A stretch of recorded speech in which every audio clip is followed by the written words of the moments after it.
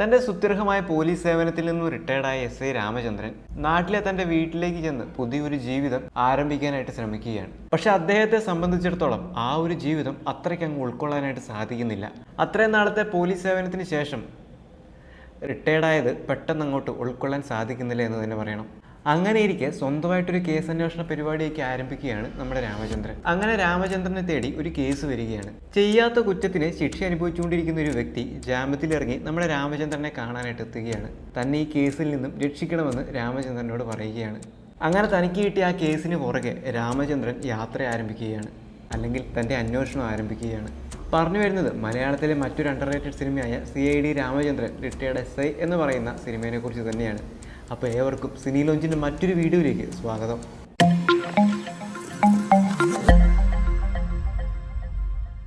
മലയാളത്തിൽ ഇങ്ങനെ അണ്ടർറേറ്റഡ് ആയി കിടക്കുന്ന കുറേ സിനിമകളുണ്ട്. നമ്മളത് ഓരോ പാർട്ടായിട്ട് കണ്ടെത്തി വരുന്നുമുണ്ട്. അങ്ങനെ അണ്ടർറേറ്റഡ് ആയി കിടക്കുന്നു എന്ന് എനിക്ക് തോന്നിയ മറ്റൊരു ചിത്രമാണ് ഈ ഒരു ചിത്രം. കലാഭവൻ ഷാജോനാണ് പ്രധാന കഥാപാത്രമായി എത്തുന്നത്. ഒരു സ്ത്രീയുടെ മൃതദേഹം അവരുടെ തന്നെ വീട്ടിൽ നിന്ന് കിട്ടുകയും എന്നാൽ പോലീസിന്റെ സംശയത്തിന് കീഴിലുണ്ടായിരുന്ന ഒരാളെ അറസ്റ്റ് ചെയ്യുകയും അദ്ദേഹത്തിനെതിരെ തെളിവുകൾ അനുകൂലമായി വന്നതനുസരിച്ച് അദ്ദേഹം ജയിലിലാവുകയും ചെയ്യുന്നു. എന്നാൽ താനല്ല കുറ്റക്കാരനെന്ന് തെളിയിക്കാനായിട്ട് റിട്ടയർഡ് SI ആയ രാമചന്ദ്രൻ്റെ അടുത്തേക്ക് അദ്ദേഹം എത്തുകയാണ്. അദ്ദേഹം അല്ലെങ്കിൽ ആരായിരിക്കും ആ കൊല ചെയ്തത്, എന്തിനായിരിക്കും ആ കൊല ചെയ്തത്? എന്നാൽ അന്ന് രാത്രി ആ കൊലപാതകത്തിന് പുറമെ മറ്റൊരു ആത്മഹത്യ കൂടി നടക്കുന്നുണ്ട്. അങ്ങനെ ഒരു സംഭവം നടന്നിട്ടും ചില വ്യക്തിവൈരാഗ്യത്തിൻ്റെ പേരിൽ ഇങ്ങനെ ഒരാളെ അറസ്റ്റ് ചെയ്തതും അതിന് പിന്നിലെ രഹസ്യങ്ങളൊക്കെ അന്വേഷിച്ചുള്ള യാത്രയാണ് ഈ ഒരു സിനിമ പറഞ്ഞു പോകുന്നത്. ഒരുപക്ഷെ നിങ്ങൾ ഹോളിവുഡ് ലെവലൊക്കെ ഉള്ള ഇൻവെസ്റ്റിഗേഷൻ ത്രില്ലർ സിനിമകളൊക്കെ കണ്ടിരിക്കുന്നവരാണെങ്കിൽ ഈ ഒരു സിനിമയിൽ നിങ്ങൾക്ക് കുറേയേറെ മിസ്റ്റേക്കുകൾ കണ്ടെത്താൻ സാധിക്കും. പക്ഷെ അതിനപ്പുറം മറ്റൊരു രീതി കാണുവാണെങ്കിൽ നല്ലൊരു സിനിമ അനുഭവം തന്നെ ഈ ഒരു ചിത്രം നിങ്ങൾക്ക് സമ്മാനിക്കും. മലയാളത്തിലെ മറ്റൊരു ഇൻവെസ്റ്റിഗേഷൻ ത്രില്ലർ ചിത്രമായിട്ട് ഇതിനെ കണക്കാക്കാനായിട്ട് സാധിക്കും.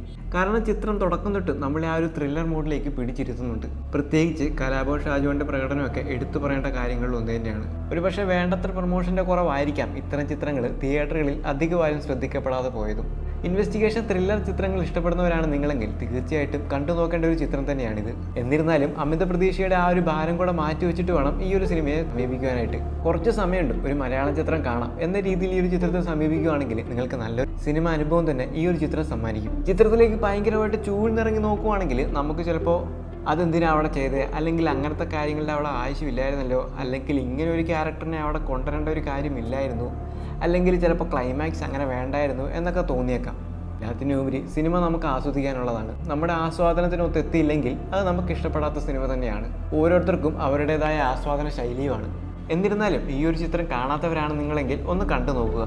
ഒരു ചിത്രം കണ്ടവരാണ് നിങ്ങളെങ്കിൽ നിങ്ങളുടെ അഭിപ്രായം ഒന്ന് കമൻറ്റ് ചെയ്യുക. അത് കാണാൻ പോകുന്നവർക്ക് ഒരു ഉപകാരപ്രദമാകുമല്ലോ. അപ്പോൾ മറ്റൊരു ചിത്രത്തിൻ്റെ വിശേഷവുമായി മറ്റൊരു വീഡിയോയിൽ വീണ്ടും കാണാം.